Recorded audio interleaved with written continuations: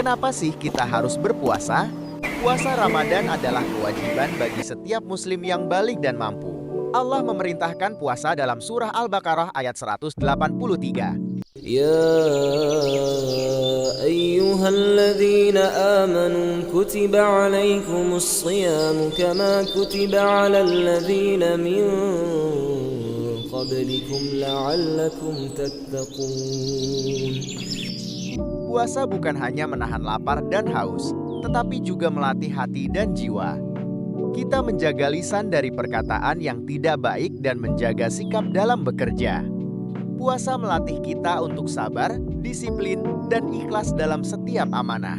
Sejak terbit fajar hingga terbenam matahari, kita menahan diri karena Allah. Kalau kamu orang muslim, jangan sampai tidak berpuasa ya. Marhaban, ya Ramadan.